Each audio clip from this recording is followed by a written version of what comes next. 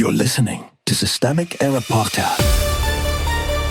The failure was designed.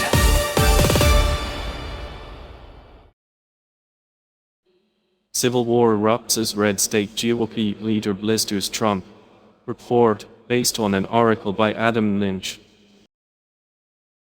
Trump's election intrusion machine runs on fear, not evidence. What happened? U2LT. Bob. Deidre Henderson says the Trump administration should start threatening states and filing frivolous lawsuits after the Justice Department demanded sensitive voter data and escalated its attacks on state election officials. The administration has paired lawsuits, warning letters, and fresh claims of mass non-citizen voting with no evidence, while Utah and most states have refused to hand over full voter files. Where the power actually is. This is not a quirky intraparty squabble. Trump controls the federal machinery that can intimidate states, weaponize the Justice Department, and flood the public sphere with false claims. Henderson controls Utah's election administration. The power imbalance is the point. Washington is trying to turn state election offices into data appendages of partisan presidency. The data grab is the story. The administration is not asking for transparency in any neutral sense. It is demanding copies of voter lists, including social security numbers and driver's licenses, and then pretending resistance is suspicious. That is not election integrity. It is federal overreach dressed up as audit culture. When the state says no, the White House responds with threats and lawsuits. That is coercion, not governance.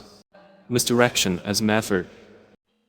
Trump's claims about third world elections, Chinese hacking, and 278,000 supposedly non-citizen voters are not evidence-based warnings.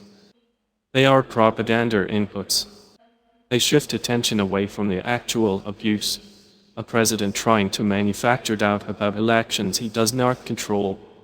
The source is Republican VAX. Republican framing is too tidy.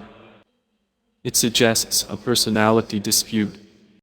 The real conflict is between Democratic administration and authoritarian pressure. Republican institutions, Democratic damage. Utah is still operating inside a Republican political universe, which matters because it shows how far Trump's project has spread. Even officials from his own party are forced to defend the basic integrity of election administration against him. Henderson's statement about secure, free, and fair elections is the right institutional language.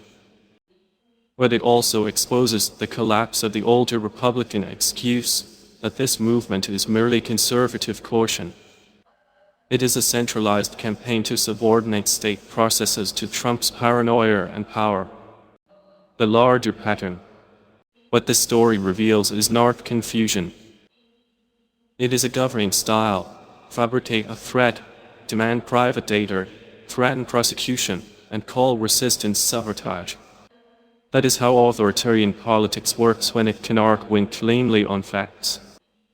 The target is not just Utah's voter rolls. It is the idea that states administer elections for voters rather than for a strawman's narrative. You've been listening to Systemic Error. Thanks to Altered Map for today's article. With the automated voice of Rizat, thanks for listening.